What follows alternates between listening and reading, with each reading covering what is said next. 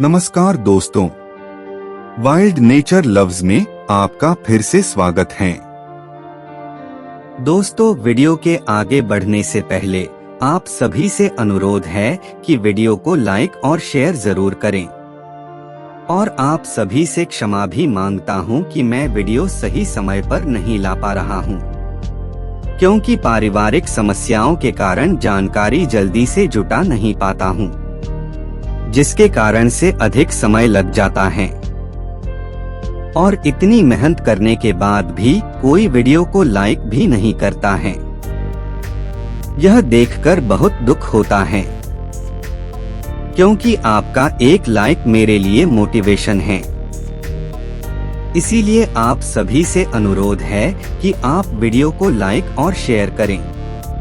और जो चैनल पर नए हैं वे सभी भी चैनल को सब्सक्राइब जरूर करें। अब हम आगे बढ़ते हैं हमारी अगली जानकारी के ओर। आज अगर जंगली जानवर की बात करते हैं तो सबसे पहले शेर, चीता और बाघ का नाम आएगा, क्योंकि हमको यह सभी जंगली जानवर खतरनाक लगते हैं। लेकिन प्रागैतिहासिक काल के इसके पूर्वज इन सभी जानवर से कई ज्यादा हिंसक और खतरनाक थे। इन बिल्लियों के पूर्वज, जिनको सेबरटूथ कैट्स या स्मिलोडोन बिल्ली कहा जाता है, यह आज से करीब 2.5 मिलियन साल से लेकर 10,000 साल पहले पाए जाते थे। यह दिखने में कैसे थे, कितने खतरनाक और ताकतवर थे, यह सारी बातें आपको इस वीडियो में मिलने वाली है। तो चलिए फिर वीडियो शुरू करते हैं। सेबरटूथ टाइगर आज से करीब 2.5 मिलियन साल पहले इस धरती पर आए थे और करीब 10,000 साल पहले तक इस धरती पर मौजूद थे। यह वैसे तो बाघ के जैसा ही दिखता था, लेकिन बाघ के परिवार से नहीं था, क्योंकि बाघ पैंथेरा टाइगर परिवार के सदस्य है। लेकिन हाँ, हम इसको शेर, जैगुआर और चीता के परिवार के कह सकते हैं। यह जानवर प्रागैतिहासिक काल में मौजूद एक खूंखार जानवर था और इसको खूंखार और हिंसक उनके विशाल और नुकीले दांत बनाते थे, जो आसानी से किसी को भी मौत के घाट उतार देते थे। यह जानवर समूह में अपना शिकार किया करते थे। इसे पहली बार कब खोजे गए थे? सन 1830 के दौरान पीटर विल्हेम लुंड और उनके सहायक को ब्राजील के छोटे से शहर लागो सांता मिनस गेरैस के पास मौजूद गुफाओं से कई हजारों की संख्या में अलग अलग जीवाश्म मिले। वैज्ञानिकों को सेबरटूथ के सभी जीवाश्म एक ही साथ मिल गए थे, जिसकी वजह से उनके बारे में पता लगाना बहुत ही आसान हो गया था। उनके दांत बहुत ही विशाल और ताकतवर थे। सभी जीवाश्म को एक साथ परखने के बाद वैज्ञानिकों को यह जानवर बाघ और शेर जैसा लगा। इसी वजह से उन्होंने सन 1842 में इस जानवर का नाम सेबरटूथ टाइगर यानी कि स्मिलोडन रखा। स्मिलोडोन के शरीर का आकार और जानकारी। स्मिलोडोन किसी भी बिल्लियों की प्रजाति की तुलना में ज्यादा घातक और खतरनाक थे। उनके बॉडी की बनावट अब तक की सभी बिल्लियों की प्रजाति से मजबूत था।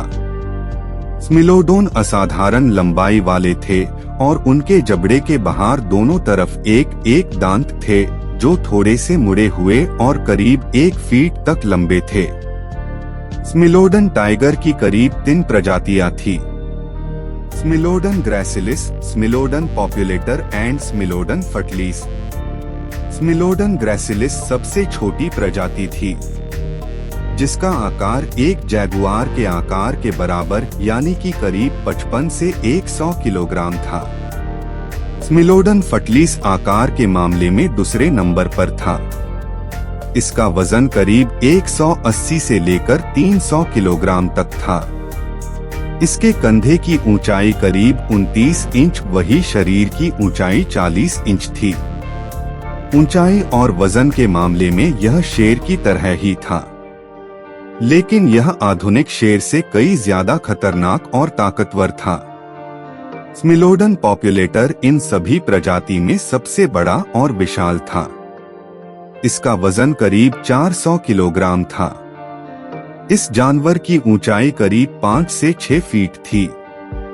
यह फटलीस की तुलना में कई ज्यादा मजबूत और खतरनाक था।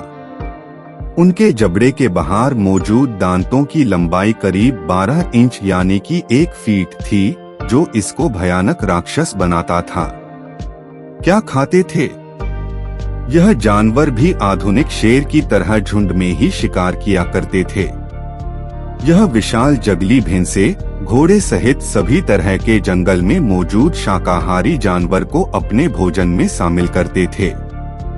यह चारों ओर से झुंड बनाकर अपने शिकार पर हमला करते थे और उनके 1 फीट लंबे दांत किसी भी शिकार को कुछ ही पल में मौत के घाट उतार देता था। लेकिन सेबरटूथ टाइगर ज्यादातर हाथियों का शिकार करने के लिए नहीं जाते थे, क्योंकि हिमकाल के दौरान मौजूद मेमथ हाथी बहुत ही विशाल और भयानक थे और उनके दांत भी स्मिलोडोन की तुलना में कई गुना लंबे थे। मेमथ को मारने के लिए उनको बड़े झुंड में आना पड़ता था, फिर भी उनकी यह लड़ाई बहुत ही देर तक चलती थी। अगर आप उनके फोटो को गौर से देखोगे तो आपको यह आधुनिक शेर और बाघ से ज्यादा बड़े नहीं दिखेंगे, लेकिन फिर भी यह आधुनिक बिल्ली प्रजाति के जानवर से खतरनाक थे, क्योंकि उनके 2 दांत ही उनकी ताकत थे। अगर एक बार उनके बाहर वाले दांत टूट जाते हैं तो जीवन भर कभी भी वापस नहीं आते थे। स्मिलोडोन के बड़े बड़े नाखून थे, जिसकी मदद से वो बहुत ही आसानी से पेड़ पर चढ़ जाते थे और वहां से ही अपने शिकार पर कूद पड़ते थे। दोस्तों, आज के लिए इतना ही। उम्मीद है कि आपको यह जानकारी अच्छी लगी होगी। अगर आपको स्मिलोडोन बिल्ली के जानकारी अच्छी लगी हो तो इसको अपने दोस्तों के साथ शेयर जरूर करना और लेटेस्ट वीडियो पाने के लिए हमारे वाइल्ड नेचर लव्स चैनल को सब्सक्राइब जरूर करें। तब तक के लिए धन्यवाद।